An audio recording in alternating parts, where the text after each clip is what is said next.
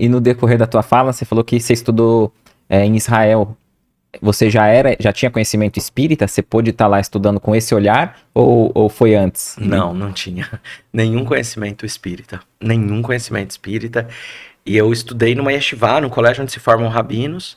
E não é que eu queria ser rabino, vamos assim dizer, pelo sacerdócio, mas era pelo conhecimento, apaixonado pelo conhecimento do Antigo Testamento, apaixonado pela cultura do meu povo. Eu fui a Israel, estudei nesses colégios, nessas escolas que formam seus rabinos, e foi assim importante.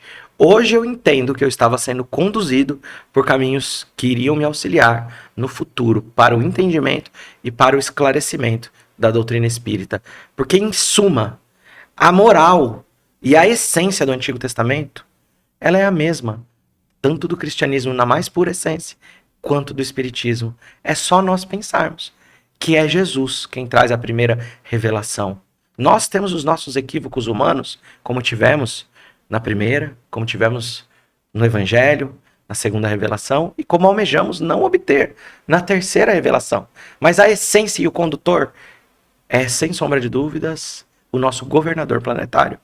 E ele tem as condições de trazer a mais nobre mensagem. Em estado de germen, ali encontra-se toda a verdade, que será revelada durante os próximos milênios a nós. Interessante, você falou que Jesus, ele trouxe já a primeira revelação. E a gente vê ali Moisés, Jesus e Kardec, o Espiritismo, né? Então, Jesus já estava preparando já com Moisés e os antigos? Como que você interpreta isso? Sem sombra de dúvidas. Sem sombra de dúvidas. Vejamos. Nós encontramos um espírito na Revista Espírita trazendo mensagens brilhantes sobre o Antigo Testamento. Qual é o nome desse espírito? Mordecai. Levamos o mesmo nome. Era um espírito familiar de uma das médiuns, que era judia, uma das médiuns de Kardec. Era um espírito familiar e ele trazia mensagens sobre o Antigo Testamento, esclarecendo isso a nós.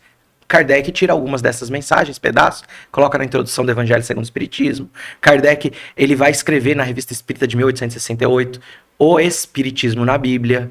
E ele vai trazer ali, quando ele recomenda o livro O Espiritismo na Bíblia, de Henry Steck, ele vai dizer para nós que no futuro, todos aqueles que seriamente se debruçarem sobre o estudo das antigas escrituras encontrarão ali o Espiritismo. Introdução do Evangelho segundo o Espiritismo. O Espiritismo encontra-se por todas as partes, por todos os tempos da humanidade. Encontram-se nos templos, como por exemplo nas pirâmides, como por exemplo nos templos hinduístas da antiguidade. O Espiritismo